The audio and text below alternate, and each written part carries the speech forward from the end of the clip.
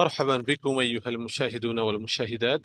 اليوم نتعلم من هذا الدرس أسماء الأطعمة.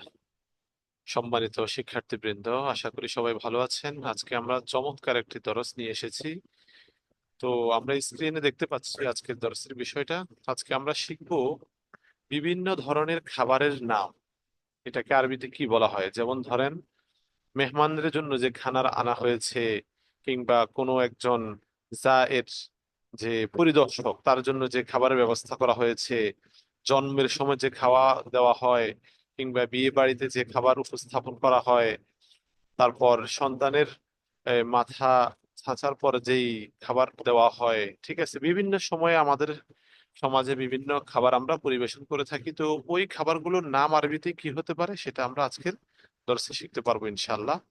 তো সবাই স্ক্রিনের দিকে তাকান। দেখেন, প্রথম একটা খাবারের নাম দেওয়া আছে এখানে, আল কির। নামটা কি বলেন? আল কির। এটার অর্থ হচ্ছে তোআমুদ দয়ীফ। তোআমুদ দয়ীফ।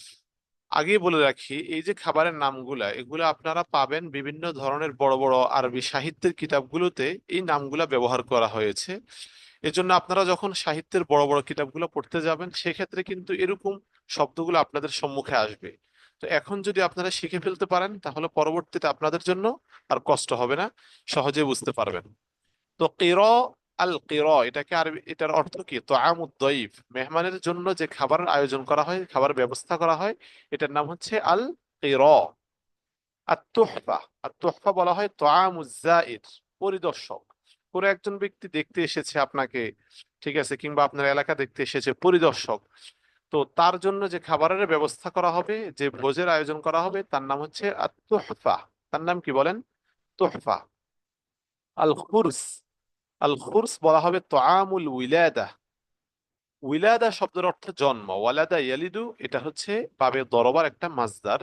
তোআমুল উইলাদা অর্থাৎ শিশু জন্মগ্রহণ করার সময় যে খাবারের ব্যবস্থা করা হয়, তার মা, শিশুর মা, অর্থাৎ এই যে সন্তান জন্মগ্রহণ করেছে, তার ওই সন্তান এবং শিশুর মা, তাদের স্বাস্থ্য যেন ভালো থাকে, এই জন্য কিছু খাবারের আয়োজন করা হয়ে থাকে।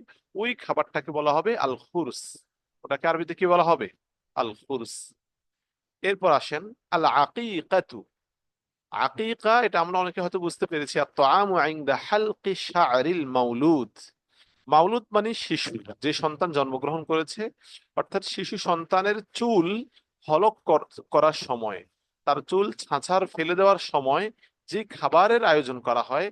অর্থাৎ আমরা জানি সাধারণত শিশু সন্তানের সপ্তম দিনে কিংবা 14তম দিনে আপনার পশু কি কোরবানি করা হয়, শিশুর জন্য আকিকা করা হয়। ওই শিশু, ওই পশুর গোস্তকে বলা হবে আকিকার গোস্ত। মূলত পশুর গোস্তটার নাম কি? আকিকা। এরপর আসেন আল আজিরতু, আত-তুআমু ইনদা খিতানিল মাউলুদ। আজিরা বলা হয়, মাউলুদ মানে শিশু, খিতান শব্দের অর্থ কি? খতনা করা। আর ইনদা মানে সময়, তো আম মানে খাবার, অর্থাৎ শিশুর খতনা করার সময় যেই খাবারের আয়োজন করা হয়, ওই খাবারকে বলা হবে কি? আল আজিরা। তাহলে আজিরা বলা হবে শিশুর খতনার করার সময় যে খাবার, যে ভোজের আয়োজন করা হয়, সেটাকে আরবিতে বলবে আল আজিরা। এরপর আসেন আন নাকিআ। নাকিআ বলা হবে তোআমুল কাদিম মিনাস সাফার।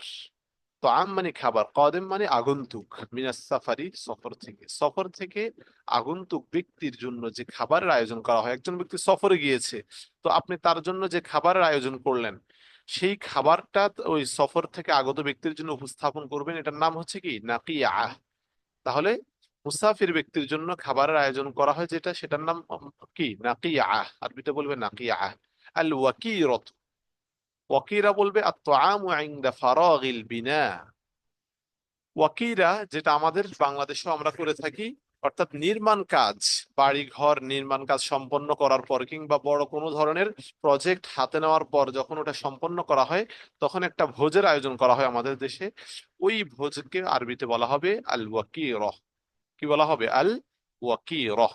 তা আমাদের দেশে দেখা যায় যে মানুষ ঘর নির্মাণ কাজ সম্পন্ন করার পর কি করে? একটা খানার আয়োজন করে, একটা ভোজের আয়োজন করে। ওই ভোজটাকে আরবিতে বলবে আল ওয়াকির। এরপর আসেন এই পাশে কয়েকটা নাম আছে।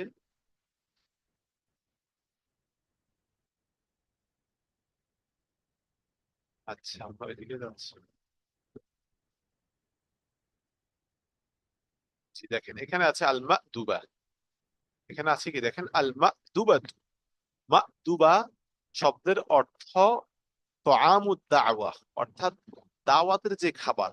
অর্থাৎ আপনি কাউকে দাওয়াত দিয়েছেন, তো দাওয়াত দেওয়ার পর তার জন্য যে খাবারের আয়োজনটা করলেন, ওই দাওয়াতের খাবারকে আরবিতে কি বলা হবে? মা'দুবা। আল মা'দুবা। আল ওয়ালিমাতু, ওয়ালিমা বলা হয় তোয়ামুল উরসি। উরুস শব্দের অর্থ হচ্ছে বিয়ে। অর্থাৎ বিয়ের যে খাবার, বিয়ের সময় যে খাবারের আয়োজন করা হয় ওটাকে আরবিতে বলবে কি? ওয়ালিমা। তো ওলিমা দ্বারা সাধারণত আমরা কি পুরুষদের খাবারটাকে বুঝিয়ে থাকি। অর্থাৎ এই বিয়ে বাড়িতে বর বর যে খানার আয়োজনটা করে, বরের বাড়িতে যে খাবারের আয়োজন করা হয় ওটাকে বলা হয় ওলিমা। এটাকে আরবিতে কি বলা হয়? তোয়ামুল উরস। আল ওয়াদিমাত তোয়ামুল মাতাম। তোয়ামুল মাতাম। মাতাম শব্দের অর্থ হচ্ছে শোক সভা। আর তোয়াম মানে খাবার, শোক সভার খাবার। অর্থাৎ সাধারণত আমাদের দেশে দেখা যায় যে কেউ মারা গেলে তার জন্য কি করা, তার কয়েকদিন পরে তার শোক সভার আয়োজন করা হয়, সেখানে খানার আয়োজন করে। ওটাকে আরবিতে বলবে ওয়াদিমা। অর্থাৎ মৃত ব্যক্তির জন্য আমাদের দেশে যে খানার আয়োজন করা হয়, এখানে 3 দিনও বাদ, 40 দিনও বাদ, এমনিতে খানার আয়োজন করা এটাই ভালো।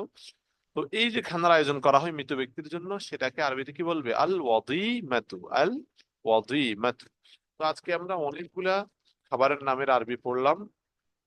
দেখেন আমরা কি কি পড়েছি আজকে। আল কিরা, মেহমানের খাবার। আর তুহফা, পরিদর্শকের খাবার। আল খুরুস, সন্তান জন্মের সময় যে খাবার মা এবং সন্তানকে দেওয়া হয় তার নাম হচ্ছে খুরুস। আকিকা, শিশুর মাথা হলক করার সময় যে খাবার আয়োজন করা হয় তাকে বলা হয় আকিকা। তারপরে আল আযীর, অর্থাৎ শিশুর খতনা করার সময় যে খানার আয়োজন করা হয় সেটাকে বলবে আযীর। সফর থেকে আসার পর মুসাফিরের জন্য যে খাবারের আয়োজন করবে তাকে বলবে নাকিয়া।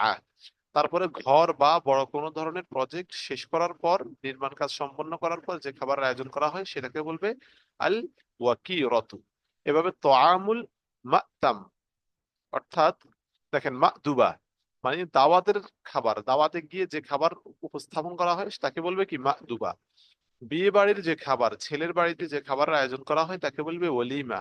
তার শোক সভার খাবার, অর্থাৎ মৃত মানুষ, মৃত মানুষের জন্য যে খাবারের আয়োজন করা হয়, মৃত মানুষের তার রুহের মাগফিরাতের জন্য যে খাবার আয়োজন করা হয় তাকে কি বলবে? আল ওয়াদিমা। তো আশা করি আমরা আজকের ক্লাস থেকে অনেকগুলো খাবারের নাম জানতে পেরেছি। ক্লাসটা আপনাদের কাছে কেমন লেগেছে অবশ্যই আমাদেরকে কমেন্টে জানাবেন। আর আমরা যারা আরবি ভাষা শেখার প্রত্যাশী আছি তারা অবশ্যই যোগাযোগ করবেন। কিভাবে আপনি আরবি নাহু সরফটা শিখতে পারবেন, আরবি সাহিত্য, বালাগাত, ফাসাহাত বুঝতে চান, তো অবশ্যই আমাদের সাথে যোগাযোগ করবেন। আমাদের কোর্স শুরু হচ্ছে এই ডিসেম্বর মাসেই। জানুয়ারি থেকেও আরেকটা কোর্স শুরু হবে, আপনারা শীঘ্রই যোগাযোগ করবেন ইনশাআল্লাহ। আজকে এ পর্যন্ত। আলিয়াউম আক্তাফি বিহাদাল কদর। দুমতুম ফি রিআয়াতিল্লাহ। ওয়াসসালামু আলাইকুম ওয়া রাহমাতুল্লাহি ওয়া বারাকাতুহু।